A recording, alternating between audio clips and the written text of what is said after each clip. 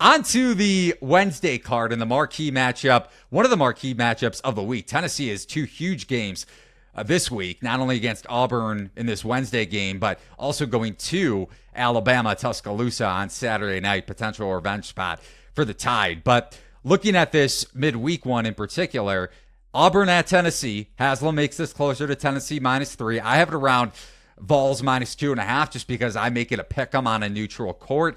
Jalen Williams, even though the injury report hasn't been announced just yet, presumably out with that knee injury. Tennessee destroying A&M on Saturday night by 30 plus. Auburn not struggling at all in Jalen Williams' first game. Missing from that knee injury. I want to go over some things that I really actually liked about Auburn from that performance in his absence. But what do you make of this one, Justin? I mean, tough game to really get a sense on. Either of these teams, I feel like, could just come out ahead.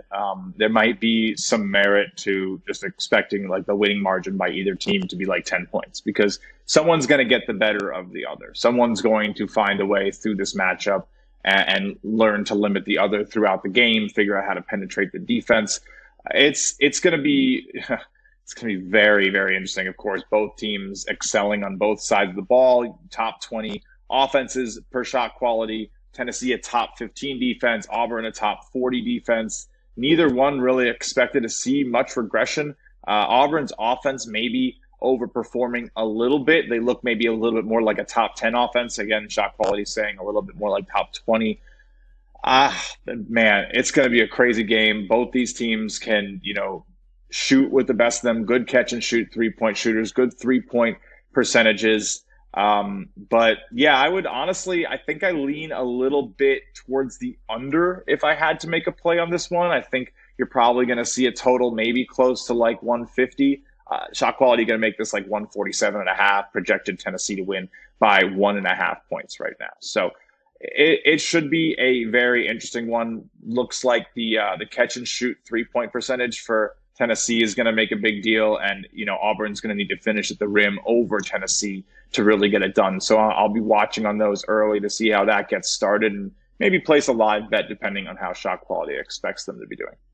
Looking at your potential bet for this game, both teams combined to score. I think this was their lone matchup. Or actually, Auburn played Tennessee in the regular season finale, winning that game by 9. But when they played in Knoxville, a combined 89 points. I kid you not. So maybe worth a look to the under. But, and kind of to that point, because I was watching the Auburn game a little bit against Georgia, and Bruce Pearl was throwing out some interesting lineup combinations without Jalen Williams, obviously, in the rotation. He actually played some Janine Broom, Dylan Cardwell minutes, and they combined for, when they were on the floor together, net rating of plus 56, offensive effective field goal percentage of 68.8%, a defensive effective field goal percentage of 31.3% when they were on the floor. So, and that kind of makes sense when you kind of look at the eye test because you have two huge bigs and probably a good chance to create second chance shots. And to that point,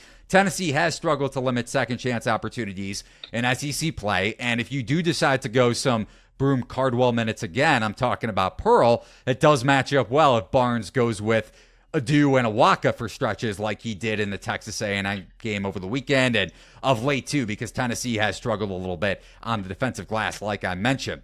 One area of concern I have for Auburn, among others, but kind of the key one, is the point guard matchup. Zakai Ziegler against A&M, 14 assists, 0 turnovers, the most assists from any player this season without a turnover per Sports Reference, which stacks up. You wouldn't expect a player to have 14 dimes and 0 turnovers. But going up against Aiden Holloway, who was reinserted back into Auburn's starting lineup after that bye week, essentially, he did come on well, and he finally got his stroke back, 5 of 8 from behind the arc. But tough road environment. I just wonder how he's going to perform because he has performed inconsistently when it comes to his shooting efficiency beyond the win at Georgia and the cover for the Tigers on Saturday night. One other thing to mention, too, when it comes to a defensive matchup, and then I'll swing it back to you. Denver Jones against Dalton Knecht is going to be interesting because Jones has transformed into one of the best shadow defenders really in college basketball to me. So I'm really wondering how that's going to match up against one of the best scorers off ball and on ball in Dalton Connect. So a lot of interesting matchups. Stay away from me numbers wise. What about you? Yeah, I mean, you hit the nail on the head in terms of analyzing some of these major matchups. And I like this game as a nice test for both of these programs for what it's going to be like come March. Because, again, elite teams, maybe one of the best matchups on the SEC calendar right now in just terms of how this conference is looking. I'm really excited about this one, honestly. Auburn, again, I think it's still leaning towards the under. I'm looking at some of these stats. The shot selection allowed is elite. Of course, in terms of the side, I do think Tennessee might be able to cut up the defense a bit because really Auburn allows really good spacing to their opponents. And like you mentioned, Tennessee's passing is very, very high level. So if they can get some good spacing, some good cuts to the rim, I do think Tennessee probably edges this game out, but a low-scoring one really does feel like it's in the cards here. You're going to see probably a pretty good amount of transition be attempted, right? Both these defenses both these offenses try to run in transition a fair amount, especially Auburn, who's ranking in the top 25 teams in terms of frequency. I'm interested to see how that goes, right? Tennessee, a pretty stout defense in terms of keeping opponents from getting those easy looks.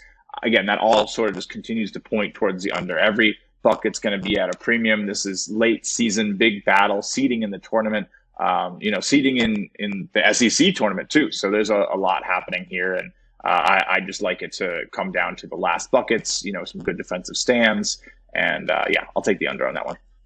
Don't blame me there at all. I think if it opens around 150, even 147.5, which is the projection from Haslam, probably a little bit inflated. And to your point about spacing out Auburn's defense, also wondering how often Barnes will go with not Janai Broome, obviously he's opposing Janai Broome, but will kind of put Josiah Jordan-James at the 5, because that would completely space out Auburn's defense. And Broome can get spaced out when you think about ball screens and getting him matched up against some 1s and 2s. We've seen that, especially going back to that first Alabama-Auburn matchup when Mark Sears took advantage a couple times, or a few times even, when he was matched up with Broome at the top of the arc in one-on-one situations, whether it was off-the-dribble threes or just off-the-dribble attempts at the rim. And he got the best of a little bit of a slow-footed Broome and even Dylan Cardwell in that first meeting before Auburn got revenge.